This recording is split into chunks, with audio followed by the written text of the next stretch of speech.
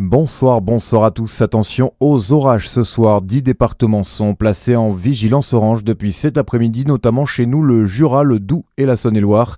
Avec de la grêle, des vents violents et de fortes précipitations, un phénomène particulièrement marqué sur le territoire franc-comtois. L'alerte orange sera levée dans la soirée.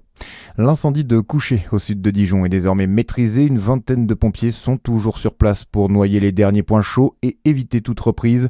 Au total, 150 hectares ont été parcourus par les flammes, dont 90 hectares de végétation brûlée.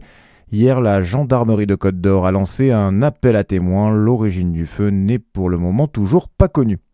Du mieux également sur le front des incendies en Gironde. Les habitants des communes de Biganos et d'Audange, à l'exception de 2 quartiers, sont autorisés à réintégrer leur logement. Même chose pour les touristes de Lacano. La situation est stable malgré des secteurs actifs persistants, précise la préfecture.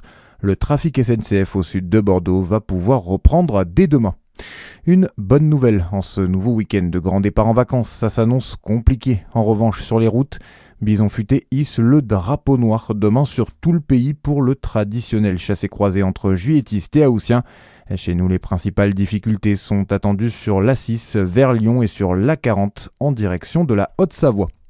3 objets venus du musée de la Résistance et de la déportation de Besançon exposés à Toulouse. Le musée de la Citadelle est l'un des musées qui a le plus de fonds sur les camps de concentration.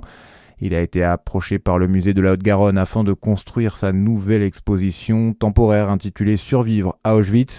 Et parmi son inventaire, 3 objets ont été sélectionnés, comme nous l'explique Claire Léger, chargée des collections du musée et co-commissaire de l'exposition à Toulouse. Le premier, c'est une gamelle en fer. Et en fait, cette gamelle, elle nous a de suite intéressés parce qu'on avait le témoignage de Janine Friedman où elle parlait justement de la soupe. Un dessin de Léon Delarbre. Léon Delarbre, c'est un dessinateur qui est assez connu, un résistant, qui a été déporté à Auschwitz et qui a fait des croquis clandestins. Les dessins originaux sont conservés au musée de la Résistance de Besançon. Et il y en a notamment un qui s'intitule La soupe. Ces 3 objets sont présentés côte à côte. On a le témoignage, la gamelle et le dessin. Et ça rentre en résonance et ça permet de montrer comment on arrive à une histoire globale et une histoire commune. 3 objets qui seront de retour à Besançon en novembre.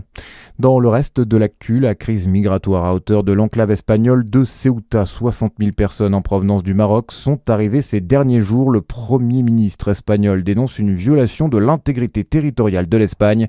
Emmanuel Macron demande au ministre de l'Intérieur de renforcer les contrôles à la frontière espagnole.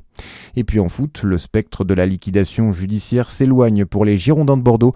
Le fonds d'investissement britannique Sparta Capital a trouvé l'argent pour racheter le club à Gérard Lopez, le club bordelais qui pourrait finalement rester en National 1.